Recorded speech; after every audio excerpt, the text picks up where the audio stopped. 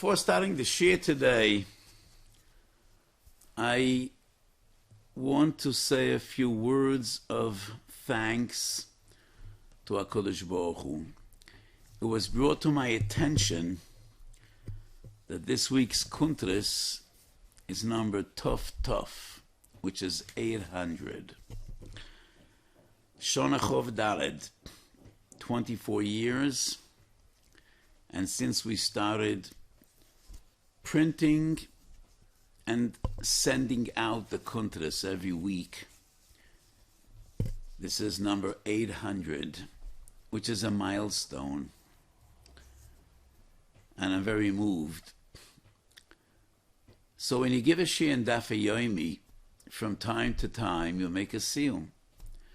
And the siyum is an opportunity in which the Maggid Shiur sits together with his Talmidim, and they reminisce, and it's an opportunity for the Maggid Shiur to tell his Talmidim how much he loves them and appreciates them.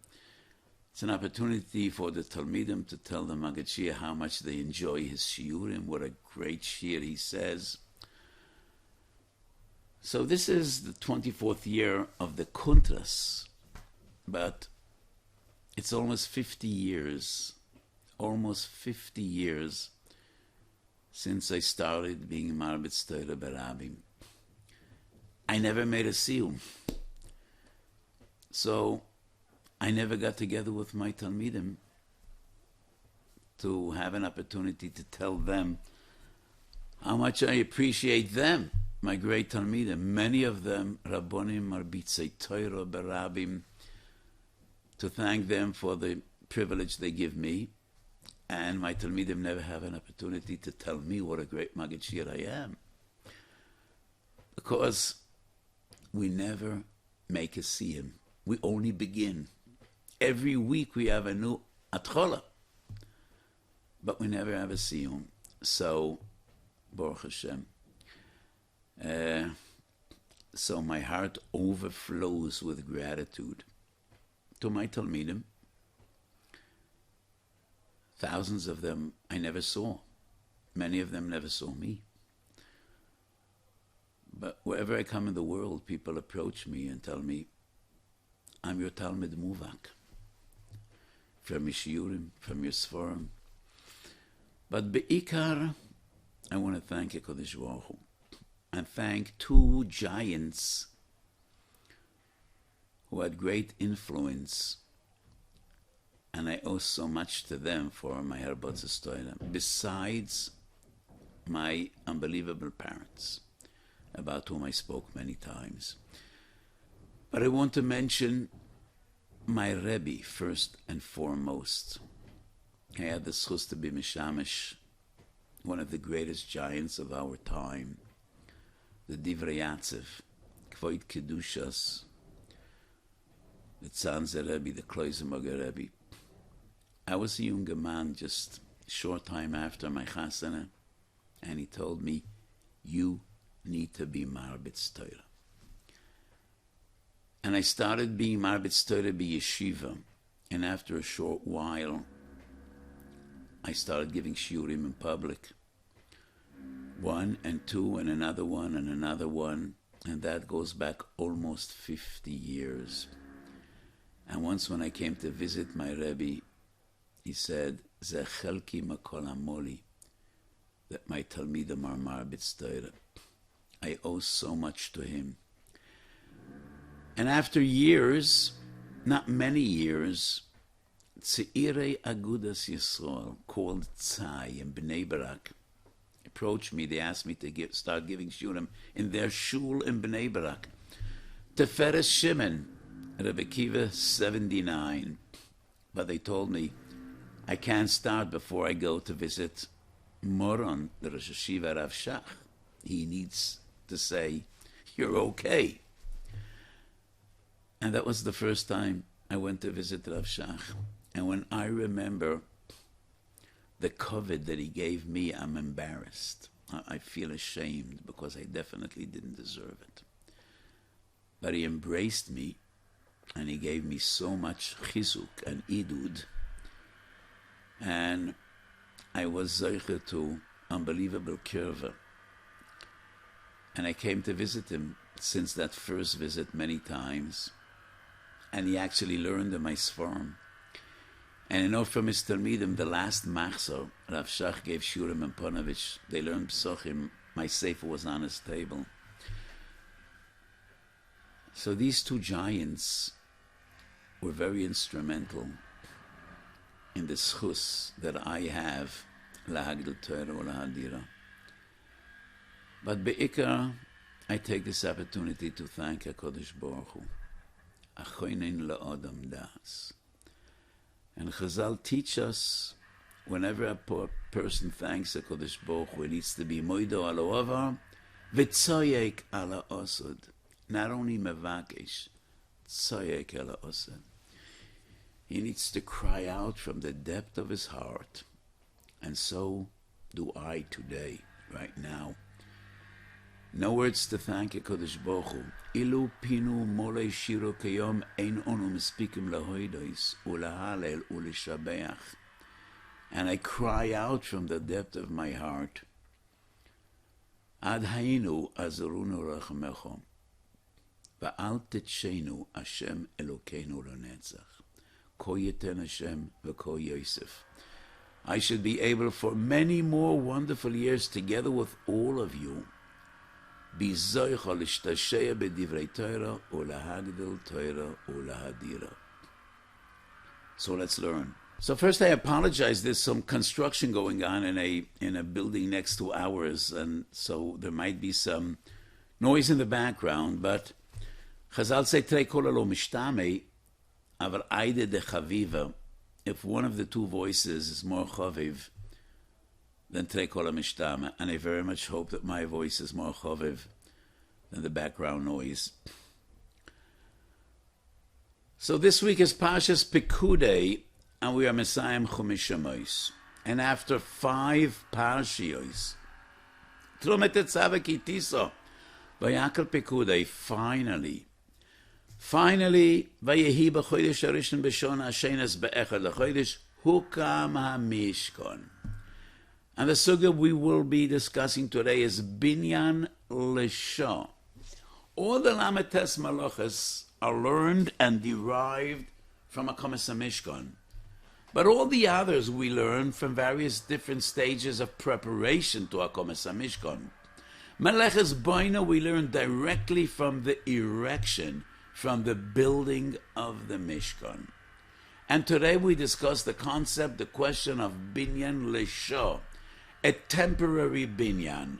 Would that be Meleches Boneh min Torah or not? And the focus of this machlokes is a question halacha l'maisa, and a fascinating machlokes between the two giants more than 200 years ago, the Noide B'Yehuda and the Chassam Sofer, the two greatest poskim of their generations. And the Chassam Sofer was slightly younger than the Noide B'Yehuda, and he was the posek ador after the demise of the Noide B'Yehuda. And it is very rare and uncommon in machlokes achronim, which is so polarized and so extreme. And we are dealing with the question of the parasol, known today as the umbrella. So according to the Noide B'Yehuda, opening an umbrella on Shabbos would be a chashash malocha diuraisa, oihel kva, which is also min Torah. And according to the Chassam Sofer, probably not even an Isser Derabanan. So usually when we find the machlokes and poskim, one would say an Isser D'Oraisa, the other would say an Isser Derabanan. One would say an Isser Derabanan, the other would say Mutar L'Chatchila. But according to the Noide B'Yehuda, Chatos, and according to some Sofer, Mutar L'Chatchila, that's a Chiddush. So the Noide B'Yehuda says opening an umbrella would be an oil kvan and Isser D'Oraisa, and he bases his ruling on Shabbos Kuf Lamed Ches Omed Aleph, Talis Kfulo, Poter Avalosa. And the Rif says, why is it Poter Avalosa and there is no Isser D'Oraisa spreading a Talis Kfulo? Because Ein Begagoy Tefach. Noide B'Yehuda argues, if it would have a Tefach, it would be an Isser D'Oraisa, the same regarding an umbrella. So the Noide B'Yehuda's Madurat Tinyon or Rechaim Simen Lamed, Chassam Sofer, Tshuvas Orchaim Ayin Beis, says, probably not even an Isser Derabanan, for 3 different reasons, and all 3 reasons of the Chassam Sofer are based on Dumya the Mishkan. Melacha's Boneh we learn from Mishkan needs to be like the Mishkan. And for 3 reasons, an umbrella would not be defined as a oil dumya de Mishkan.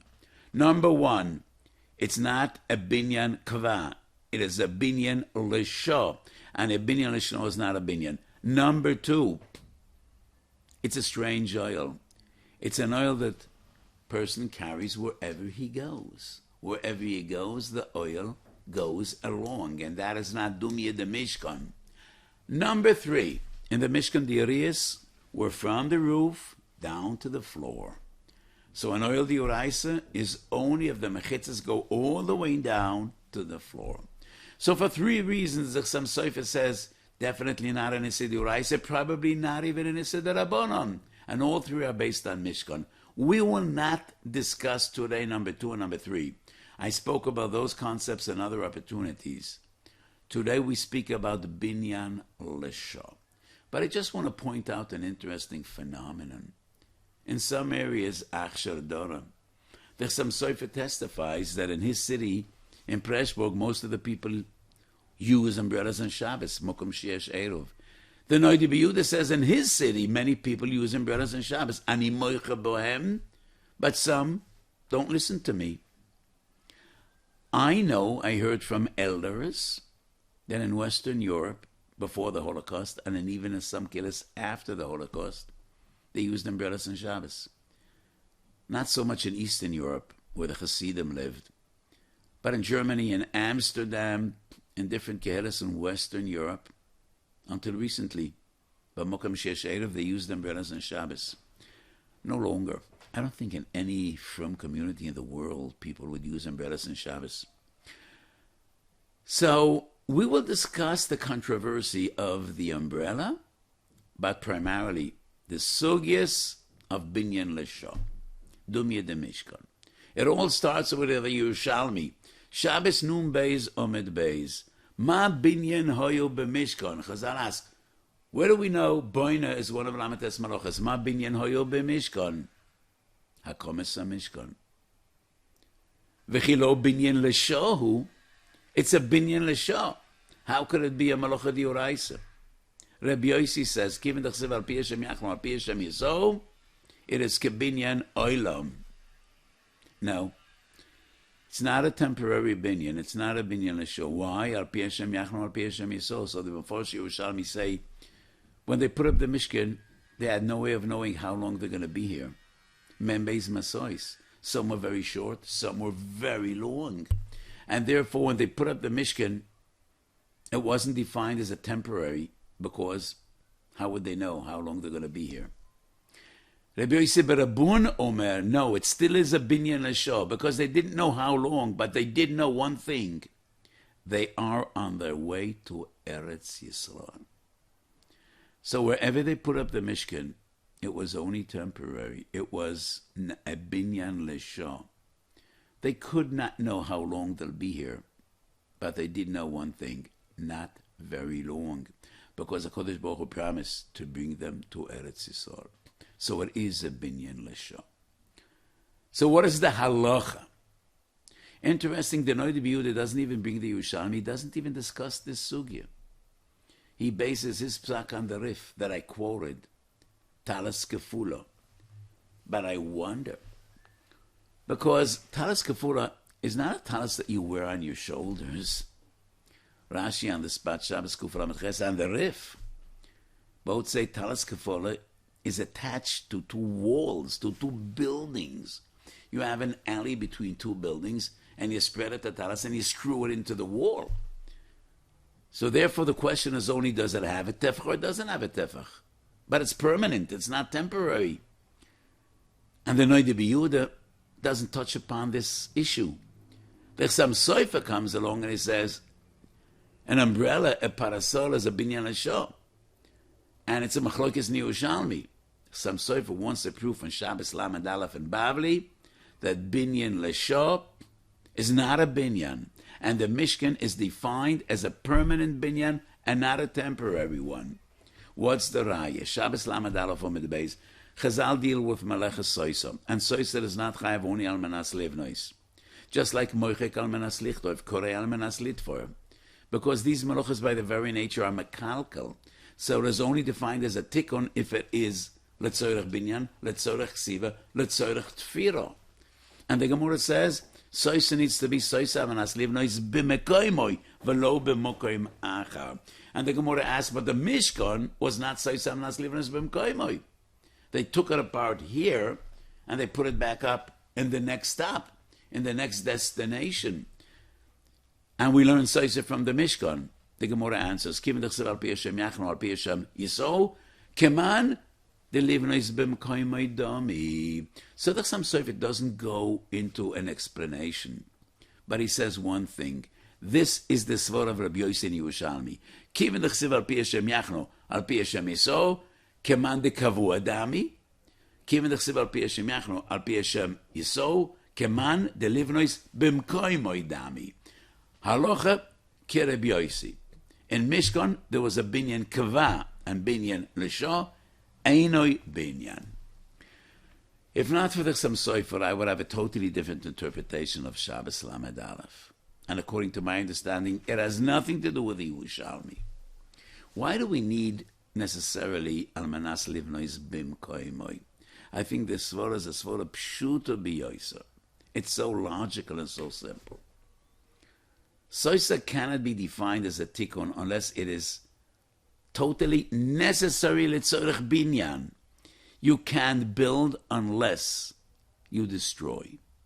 So when it's almanas livnois bimkoimoi, you can't build a new house until you dismantle the old one and clear away the rubble. So then soiser is almanas livnois. But if you destroy here to build in another place, you could build there without destroying here. The fact that you want to use the same bricks, the same wood, the same materials is not relevant. But stira here is not necessary to build there. And therefore, soisa almanas livnois sheloi b'mkoimoi is not defined soisa almanas livnois. That is true regarding any other building, not regarding the Mishkan. Because you cannot put up the Mishkan there unless you take it apart here. Because they didn't have any permission to build a new Mishkan. There was only one Mishkan. And HaKadosh Baruch Hu said, take it apart and build it. Take it apart and build it again. And therefore, even if it's soisa almanas livnois sheloi b'mkoimoi, there could be no binyan without stira, and therefore it is defined soisa almanas livnois. And according to this pshat, which is so logical, has nothing to do with the question, is it l'shah or keva? Of course it's l'shah. It's a totally different svara. But Rabbeinu Hananel seems to support the Chassam Sofer's understanding. What does Rabbeinu Hananel say in Shabbos Daf Lamed Aleph? He says, Kivin d'chsev al pi Hashem yachnu v'al pi Hashem yisou. Theoretically, Kodesh Baruch Hu might tell them to build the Mishkan again exactly on the same spot they took it apart just an hour ago. And therefore, it might be almanas livnois b'mkoimoi. That's an interesting perush. And it is not the same, but somewhat similar to the Yerushalmi, to the understanding of the Chassam Sofer. They had no idea how long they're going to stay here.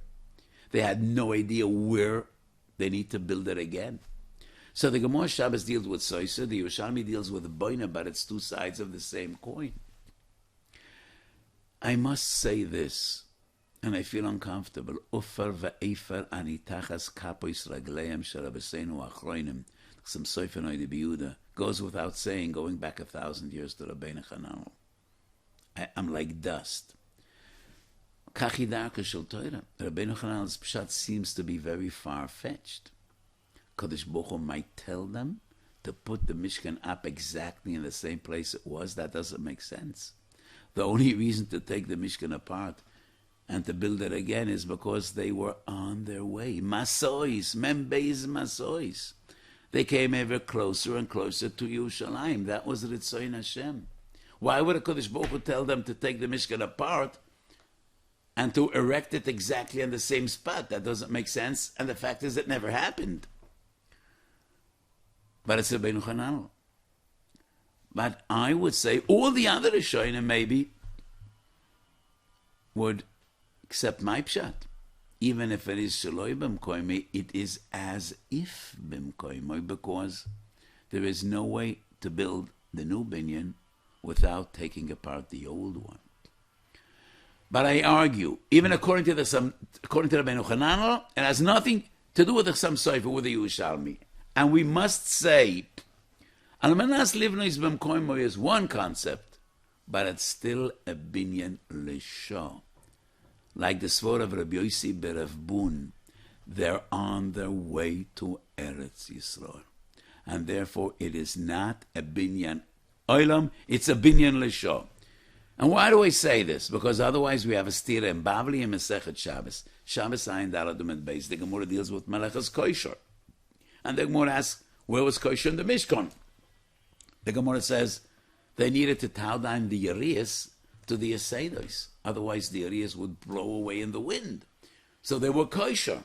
The Gemara says, no, that cannot be the source of Kosher because it's a Kesher She'enu Shel Kayama. They're on their way. It's a Kesher She'enu Shel Kayama. So the Gemara says we learn kosher from the nets of Tzeyadei HaChalozoin, or from the Urias. If a thread was torn, they tied it together. But we cannot learn kosher from the Mishkan because it's a kesher she'enoi shel kayoma. And why doesn't the Gemara say, Kivin d'chsiv al pi Hashem yachnu al pi Hashem yesovo? It is shel kayoma, like binyan. It's a binyan keva.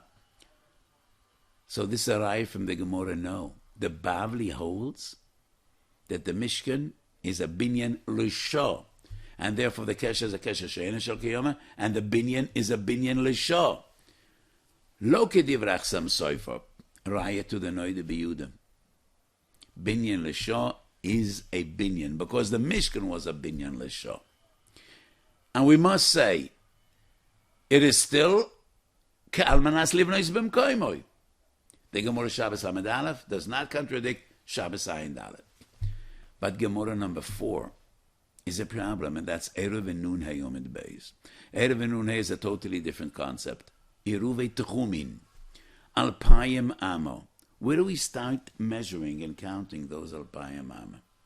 So it is very clear, when you're dealing with a city, the last house before the open fields, or the Chayma, if the city has a moat, we count from the moat, we measure from the last house. However, Yoshvei Tzrifen, people that put up temporary camp, and they put up Ohalim, Tzrifim, little tents, because it's not a permanent Yeshuv. Each and every person counts from the step, from the entrance to his little tent. Yoshvei Tzrifen, so the Gemara asks from the Midbar, Digle Midbar. In the Midbar that we Yoshvei Tzrifim, each of the members Mesois, they put up tents. V'yafal piken, they counted al Payamama from Ktsei HaMachana. The Gemara says, Kivin d'chsiv al pi Hashem yachnu al pi Hashem yeso, keman dikaviyeh lehu dami. So in Erev, the Gemara does use the same svor as Rabbi Yossi. Kivan d'chsiv al pi Hashem yachnu al pi Hashem yeso, keman dikaviyeh dami. So that would contradict Erev and Ayin Daled. And that would prove that the Chassam Sofer is right. The Mishkan is a Mishkan Keva, not a Binyan Lashon. Binyan Lashon would not be defined as a Binyan. So we have a stira from Shabbos to Erev. My understanding would be this, and that's my teretz. Binyan Lashon regarding Melechas Boneh, Kesher Lashon regarding Melechas Kosher. No, it is Arai. It's a Binyan Lashon. Binyan Lashon, but Yeshivas Keva. So the Sugya in Erevin doesn't depend on the building and the structure. It depends on the dwelling.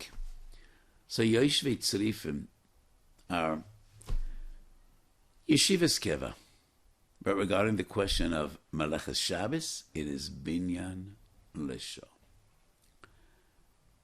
Now I want to share with you an upshat in the Yerushalmi, which is totally different than when all the Achronim understood. But Libi Yoimeli, it's the right pshat. Rabbi Yossi says, Kivin Chshav al Pi Hashem Yachna al Pi Hashem Yisrael, Kamanda Kaviyah Dami. All the others understood they couldn't know how long they're going to stay, and that's why it's a kviyas. Ibedidi Talia Iti Omer. Binyan Lishno is not a binyan because it lacks in importance, in permanence. A temporary binyan is not significant enough, it's not important enough, it's not Malachas Boneh. But not by Mishkan Hashem.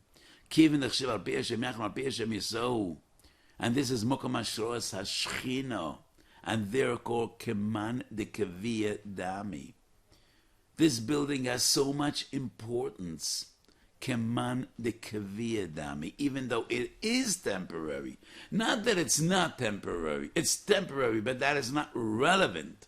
Kivin Chshav al Pi Hashem Yachna al Pi Hashem Yisrael. That is a Kodesh Baruch Hu's home. That is Mokom Adoim Raglav. Mokom Ashroas Hashchino. And therefore Keman de Kaviyah Dami. So it doesn't have to do with Meleches Kosher even. But the building is defined as a building which is a binyan kavah. Has nothing to do with Shabbos Lamed Aleph, nothing to do with Shabbos Ayin Daled. And I think that is Rashi and Erev and Nun Hey. The Lashon of Rashi is Kivin Chshav al Pi Hashem Yachna al Pi Hashem Yisrael Kamanda Kaviyah Dami. Chashuvo Yeshivoson Liois nedoinas ki yeshivas kva. Chashuva yeshivoson liois nedoinas ki yeshivas kva. It's not that it was a yeshivas kva, but it's important we should judge it and define it as if yeshivas kva. And that's a totally new pshat in Yerushalmi. So, coming back to our discussion. We mentioned 4 different sugyas. Shabbos Nun Beis, the Machlokes Ameroim, Rabbi Yossi and Rabbi Yossi Berebon. Was the Mishkan Kva or Binyan Lesho? Derived from this Machlokes. Is a Binyan Lesho a Binyan D'Oraisa or not? There's some sort who wants to prove Shabbos Lamed Aleph. We offer a different understanding.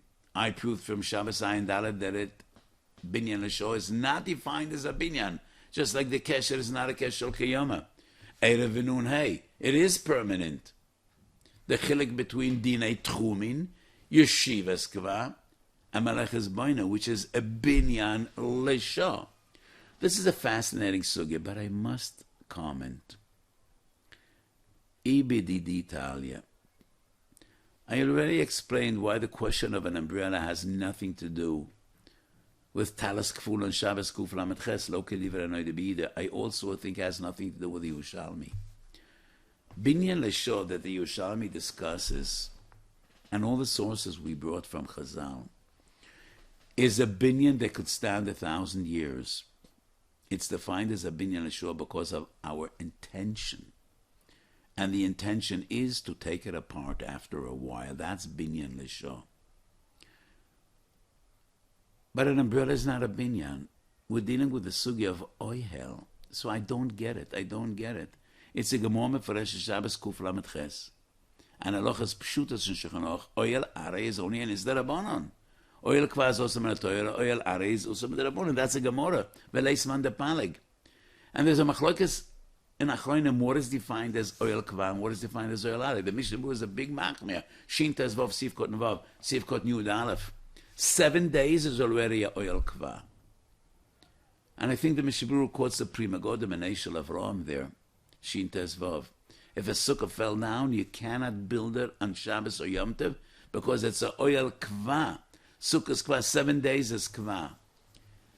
The Teres Rachomim Rabborach Frankel, Shalos Shuvas or Chaim Simavov disagrees. He was before the Prima Godem. He was a Ben Doire of the Prima Godem, way before the Mishnah Berurah. And he says even 30 days is a Oil Arai. And that is also the opinion of the Bekuri Yankov, Tov Reish Chovov in the Hashmotes. But everybody agrees that an Oil Arai cannot be an Esed D'Oraisa. Nothing is more temporary than an umbrella.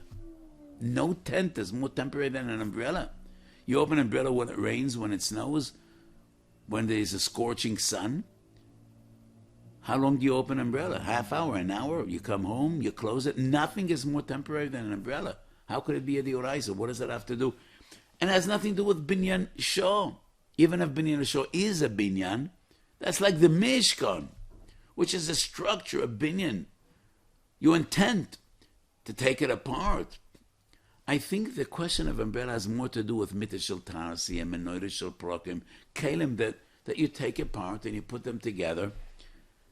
Yisera mizu, tofresh chovav, siv gimel, the Ramah says, if there are tzirim, if there are ropes, strings, and there's a structure which is just open and close, it's mutar even lachatchil. It's not even defined as priestess oil, and that's exactly what an umbrella is. So I don't know. I didn't see the parasol of 200 years ago. I don't know how it looked. I don't know. Maybe it was really a job to open it up. I don't know. But our umbrella is definitely no way an Issa D'Oraisa. Probably not even Issa Boneh. So alochekech sam soifa v'lo mitahamei. I think it's so poshut. Has nothing to do with the sug of talis kfula. In my opinion, doesn't even have a shaykhs with the Yerushalmi of binyan l'shah. And it is an oil aray par excellence. There is no greater oil aray than an umbrella. And it's probably mutar lachatchila mitzad Isra Siyas oil. Was always a pellet to me, the Machna Chaim. Reb Chaim Sofer was the Av based in a Munkach. He was a Talmud of the Sam Sofer. And a Shal Shuvas Machna Chaim, or Chaim Chele Gimel Samachov Gimel, he was asked by a doctor, an interesting question. The doctor had to make home calls on Shabbos. Sofik Pekuach Nefesh. But he couldn't go out in a rain. I don't know why exactly. Maybe his medicines would be ruined by water, or his instruments. So he asked the Machna Chaim, Reb Chaim Sofer, is it preferable to call a taxi? Taxi in those days was a wagon pulled by horses, horse-drawn cart or wagon. And that's a shvus. Or is it better to walk using an umbrella? And the Machna Chaim says preferable to take a wagon and be over on a shvus derabona, because an umbrella might be a dioraisa like the Noida B'Yehuda. It was always strange to me because the Talmidach Sam Sofer so adored and admired the Rebbe. They always followed in his ways, and the Machna Chaim is machmeh choshish to the Noida B'Yehuda, and he says better to be over on a shvus teime gedola. Especially, I feel so strongly that the Sam Sofer is right. So that's the Machna Chaim. Shoel Meishav also has an opinion in the sugya. Madura Gimel Chelik Beisim and Beis, and I think there's another tshuva in Madura Daled, I think. And the Shoel Meishav sides with the Noida B'Yehuda, and he also says a svara which I totally disagree with, and it seems to be very far-fetched. And he says, even an oil that by its nature is an oil aray, or a binyan which is a binyan l'shah, but if that is its designation, and that's the way it's planned, it has a din of a binyan kvar. And he wants to say that's pshat in the Yerushalmi in Rabbi Yossi Kim D'Chsev Piyashem Yachlam or Piyashem Yisrael Command the Kaviyah Dami. Pshat number 3. And he wants to prove his point from Toises and Sukkah Chof Aleph. Sukkah Chof Aleph, we have the sugya of a sukkah that is built on a boat or on a ship. And it's a sukkah ksheira. And Toises asks, but according to the Manda Omar, sukkah's kava be'inan, isn't that a sukkah sarai? Floating around from one place to the other, isn't that temporary? Toises says no. That's what it's built for. They built a sukkah on a ship, on a boat. And the people in that boat or in that ship want a sukkah. And therefore, even though the sukkah moves together with the boat, together with the people, it still is defined as a sukkah's kava. So the Sholem Eshev wants to learn from Tosis. If that is its designation, that's what it's designed for, it always has a din of kva. And I don't understand. A sukkah that falls apart or is taken apart, how would it be defined as a sukkah's kva? Because that's the plan. So the plan to take it apart makes it permanent? No logic. Tosis deals with a sukkah that could stand 100 years. as long as the ship stands, the sukkah will stand. The only question Tosfos deals with, the fact that it moves from one place to the other, would that define it as temporary? Is it necessary to assume that a sukkah's kva must be kavua b'mukom echad? Tosfos says no. Could be defined as a sukkah's kva even though it is not kavua b'mukom echad. Or it might be mukom echad on the ship, and the ship moves, the sukkah moves along. If that is the design, and that's the plan, and that is the usage, it still is defined as sukkah's kva. But a sukkah that you take apart and it's not kva, how would it be defined kva? The plan to take it apart renders it kva. It's hefech hasvara, ipcha mistava. So coming back to our discussion, I think the Nidibud is right. It is said in the name of the Chazon Ish. I doubt it's in the Chazon Ish. If it is, I don't remember where. But the Chazon Ish clearly felt that umbrellas, especially the ones we have today, would not be defined as a oil, neither min ha-Torah nor mid'Rabbanan, but minhag Yisrael Torah. And I think today it would be a question of uvdin dechoil. And Klal Yisrael obviously kibel al atzmai not to use umbrellas on Shabbos. So just an amusing anecdote. Some years ago, a person came to me and he wanted my eskuma for a Shabbos umbrella. So I asked him, what's a Shabbos umbrella? He brought the umbrella into my room. And first of all, it was white and not black. And in big bold letters on the umbrella, L'Chovot Shabbos Kodesh. Is that enough to make it a Shabbos umbrella? Definitely not, as every sensible person will understand. So the chiddush of the umbrella is, most umbrellas, all of them I've ever seen, have a pointy top. This umbrella had a dome, and the dome was broad and wide, a tefach.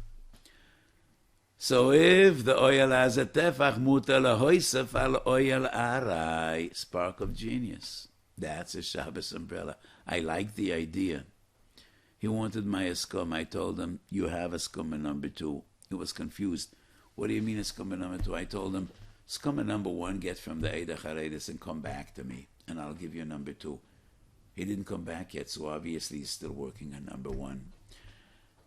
So that's the story and the controversy about umbrellas and Shabbos, and primarily we dealt with the suffix of the Yerushalmi, Binyan Lisha. We dealt with 4 different sugyas in the Gemara. Yerushalmi Nun Beis, Shabbos Ayin Dalet, Shabbos Lamed Aleph, Erev and Nun Hey Omid Beis, trying to analyze and understand what is the difference between one source and the others, and various different svaras. So this week, as I said, is Parshas Pekudei, and we finish Chomesh Shemois. 5 parshias we deal with Mishkan, and finally there was Zeicha to Ashras Hashchina. But there's no point in having a Beis Hamikdash without Koyanim and Leviim. So as we finish Chomesh Shemois, we start Chomesh Vayikra. Chomesh Vayikra is defined as Toras HaKoyanim. So Chomesh Shemois deals with building the Mishkan and developing the Kelim. Then comes Chomesh Vayikra, dealing with Avodas HaKorbanos, Avodas HaKoyanim. Many times I explained every Jewish home could be, should be, must be a Mikdash Ma'at. Seit Yud Zayin Ish V'ish Sezachu, Shchina Shuriya Beineihem. Every Jewish home is a Shchina. Every Jewish home is a Mikdash. But how could there be a Mikdash without Koyanim? Husband and wife are the Koyanim of their private base Mikdash, of their Mikdash Ma'at. Husband and wife and their children. How do you build a Mikdash Ma'at? What is Avodas Koyanim in the private Beis Hamikdash? So I explained many times in my Svarim and in the Shiurim I give, the entirety of Avodas Hamikdash centers around 3 kelim, and all the others were just supplementary. Menorah keneged Torah, Mizbach Rois keneged Avodah, Shulchan, Achnas Sorchim, and Gemilas Chosodim. Every Jewish home dedicated to Torah, Avodah, Gemilas Chosodim is a Mikdash Ma'at, a lesser sanctuary. and mokum lashos hashchina. But in the Beis Mikdash, there were not only kohenim, there were Leviim as well. What do we learn from Avodas Leviim? Let me share with you a very important thought. Avodas Leviim is twofold: shoyarim and mishorerim, gatekeepers, and the people of song and music. Every Jewish home needs shoyarim and mishorerim. Yes, we need to build moats and gates around our homes, and we need to have gatekeepers. And those gatekeepers must decide who comes in, who stays out, or more important, what comes in and what stays out. We're living in very difficult times. We're living in a time in which our youngsters have so many possibilities and temptations and so many nisyonis. With access to the internet, so many dangers. Arayis, lack of tznius, kfir, apikoros. And these are terrible dangers and devastating. One could almost say, Kol bo'eyu lo yeshuvun, v'lo yasigu orches chaim. We need to do our best to safeguard our children, to build the moats around our homes, chaimes shalesh, and to carefully watch what our children are exposed to. Those are the shoyarim, shoymrei hamigdosh. But it is not enough to have gatekeepers. History proves when people aren't happy inside, ultimately they'll find a way to get out. Not long ago, 3 terrorists broke out of an Israeli jail. They dug a tunnel and they escaped to freedom. Moats are never enough to guarantee that no one will get out or no one will come in. You could tunnel under moats. You could scale the walls, climb over. Sometimes you could even breach the walls. The only way to guarantee that our children will stay within the fold is let them be happy at home. My recent visit to America, I spent some time with parents of children that went off the derech, and it was a very, very moving evening. I learned a lot. And I hope that they learned a lot as well. There is no way to guarantee that bad influences won't seep in and our children won't opt out. It is only if we have mishorerim. A Jewish home needs to be the most happy home in the entire world. How could it be different? We have the schus to be Avdei Hashem. We have the schus to be called children. Boneh shel Elokeinu. Simchas HaTorah and Simchas HaMitzvah is so important. And that is the only way to really hope that we'll have nachas from our children. So Avodas HaKoyanim is Torah Avodah Gemilas Chasodim. Avodas HaLeviim is Shoyarim u'Mishorerim. The Simcha of Avodas Hashem, that was the duty of the Leviim. Shira Befeh and Shira Bekli. We should have nachas from our children. So in the middle broch and berachas HaTorah we say v'harevno, and then we have an additional bakosha.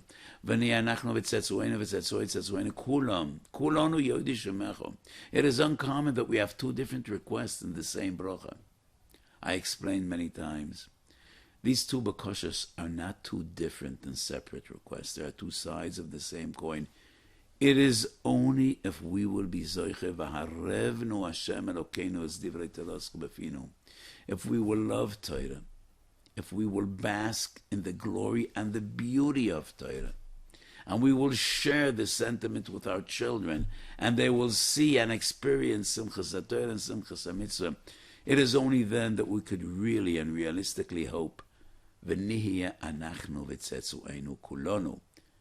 So my bracha to all of you, you should have nachas from your children, and they should all follow in our footsteps.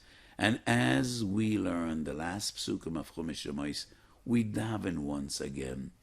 שיהיה בונה בייס המקדוש במהרו וימינו ושן חלקנו וסורסך ושם נעבודך בירו כי ימי עולם וכשונים קדמוני יויס במהרו וימינו אמן.